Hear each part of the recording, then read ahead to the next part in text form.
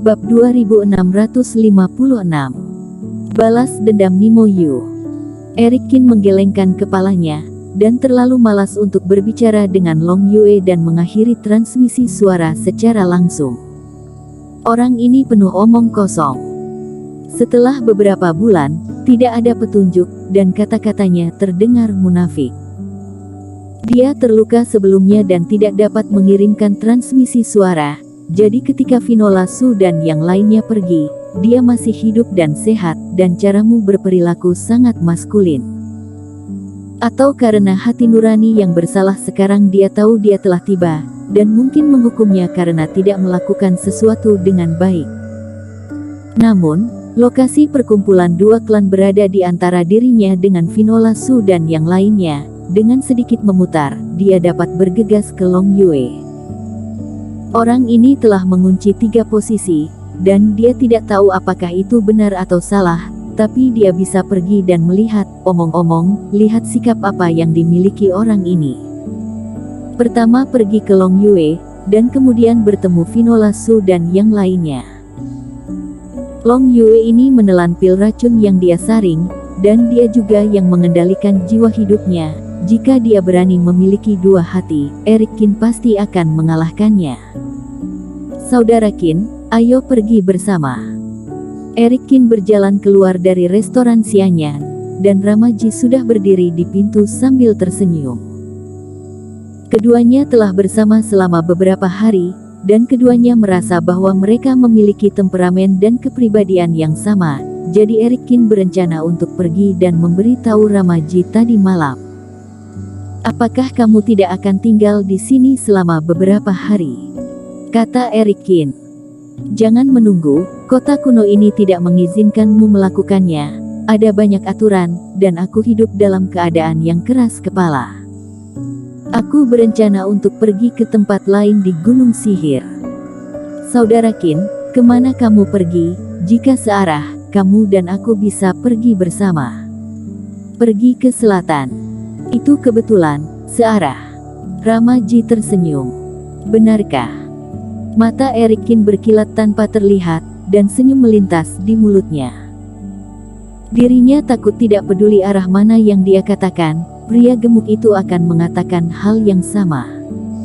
Ramaji, meskipun terlihat kusam, dia tidak bodoh sama sekali.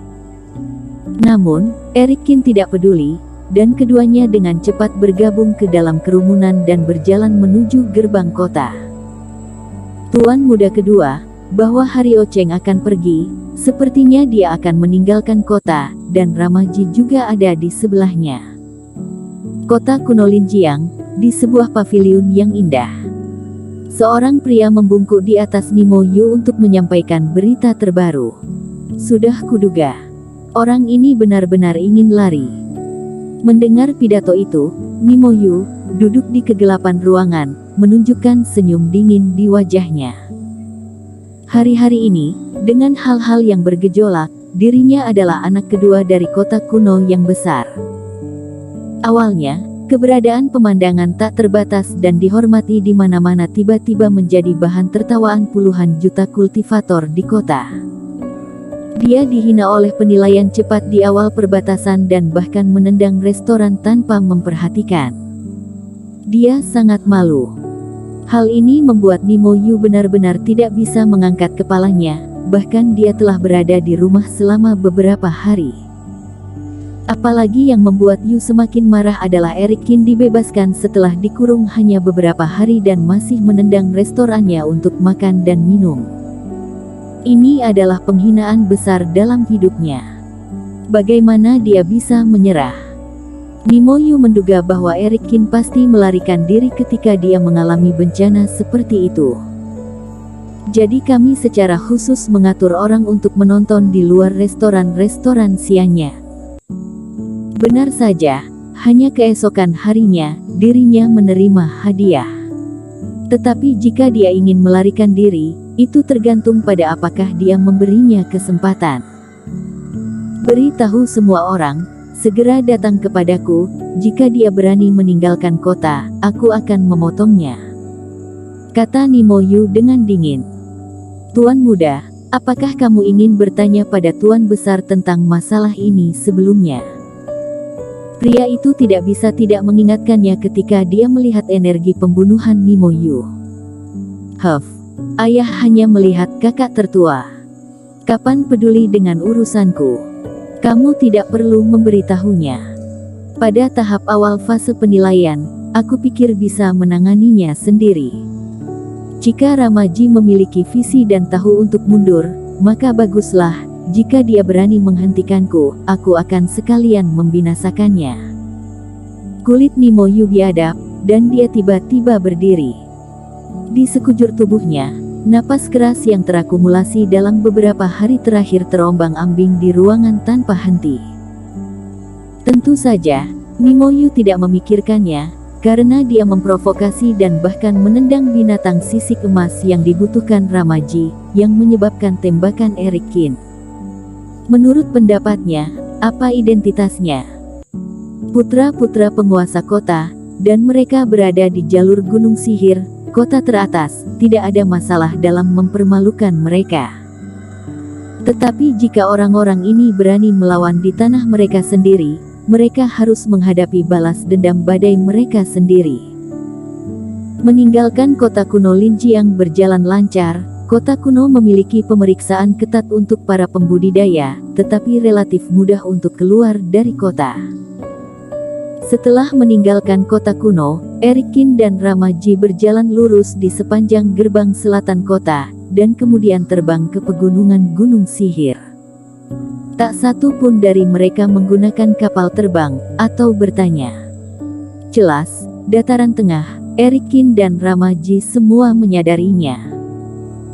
Karena kultivasi telah mencapai tahap ini, kecepatannya pada kecepatan penuh mungkin lebih cepat, dan tanpa penutup kapal terbang, kerohanian lebih peka terhadap lingkungan. Tikus, tidak masuk akal untuk menghindarinya. Jika bukan ini masalahnya, kita akan mengakhiri masalah ini. Selama penerbangan, Eric Kin tiba-tiba berbicara dengan penuh arti. Tikus adalah nama panggilan Ramaji. Mereka berdua memiliki banyak roh tadi malam. Ramaji berkata dengan serius bahwa Eric Kin memanggil dirinya dengan nama lengkapnya. Kepala suku memanggilnya dari generasi ke generasi, dan kalau Eric Kin yang menyebutnya rasanya aneh. Lebih baik memanggilnya tikus. Eric Kin cukup terdiam saat itu. Kata Ramaji, itu identik dengan konsumsi. Itu benar, tapi kamu gendut dan nama panggilanmu tikus. Bagaimana bisa ada tikus gendut sebesar itu di dunia? Tapi Kakak Kin, itu bukan hal yang baik. Aku pernah bermain melawannya sebelumnya. Jangan berpikir dia adalah putra penguasa kota, tetapi apa yang dia tunjukkan bukanlah sarana pertapa abadi. Ramaji ragu-ragu. Dan orang ini ingin kamu membalas. Dia pasti tidak akan melawanmu sendirian. Lebih baik kita bersembunyi dan bersembunyi. Bagaimanapun, jika kamu meninggalkan area ini, dia tidak akan bisa menemukan kita. Meskipun Ramaji dan Eric Kin telah berhubungan selama beberapa hari, Eric Kin tidak sengaja menyembunyikan kekuatannya, tetapi bagaimanapun, di kota kuno, Eric Kin juga tidak menunjukkan kekuatannya. Oleh karena itu, Ramaji merasa bahwa meskipun Eric Kin memiliki kekuatan yang baik, ia berada di tahap awal fase penilaian. Bahkan jika menambahkan dirinya sendiri, jika Nimo Yu membawa banyak orang, keduanya takut bahwa mereka bukan lawannya. Jadi kamu ikuti aku, itulah tujuannya. Eric Kin tersenyum ringan. Saudara Kin, aku melakukan ini bukan untuk meremehkanmu, tapi... Ramaji tertegun, tiba-tiba sedikit malu, dan khawatir tentang kesalahpahaman Eric Kin, dia menjelaskan dengan cepat. Namun sebelum Ramaji selesai berbicara, Eric Kin menangkapnya dan melayang di udara. Tidak perlu pergi, orang-orang ini sudah berlari di depan kita. Apa? Ramaji terkejut, kerohanian menyapu alun-alun tiba-tiba. Kemudian dia terkejut menemukan bahwa di pegunungan di depan mereka, beberapa napas berubah dari kabur menjadi jelas. Sebelumnya, Setelah mereka berdua meninggalkan ruang lingkup kota kuno, mereka semua merasa tertinggal jika ada pengintaian yang tampaknya tidak ada. Hanya di bawah akselerasi Erikin dan Ramaji, mata-mata yang mengintip ini secara bertahap menghilang tanpa jejak. Bersambung.